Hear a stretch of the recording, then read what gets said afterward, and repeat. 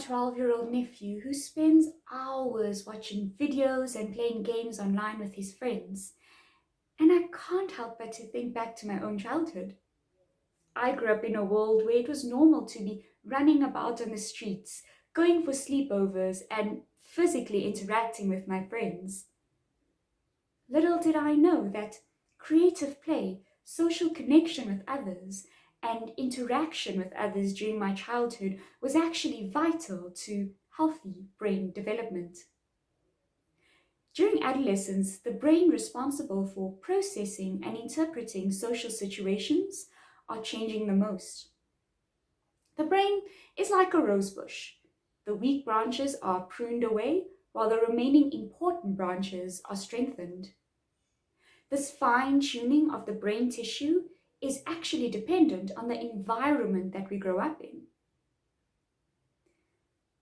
Pondering on the past, I can't help but to think what life is like for my nephew growing up in the midst of a pandemic. COVID-19 shifted the entire world onto virtual neighborhoods literally overnight. The internet is now no longer a luxury, it's a lifeline.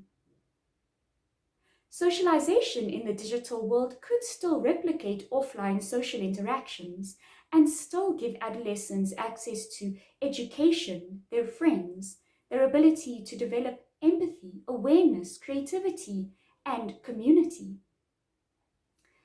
On the other hand, socialization and cyber behaviors are a lot more complex than offline social interactions. Communication, for example, is largely over text. I mean, if I call my nephew without texting or emailing him first, he would freak out. Anonymity has given rise to trolling, flaming, ghosting, and cyberbullying, all behaviors intended to harm others.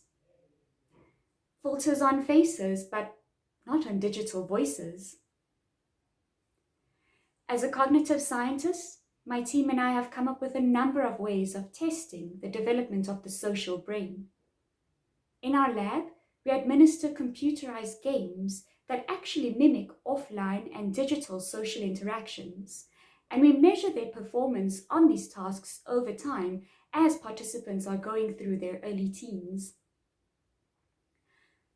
I look around and I see how this pandemic is redefining childhood and social life on a global scale. The digital revolution is here. The question is, are we strengthening the digital branches of the brain, or are we weakening the offline social ones?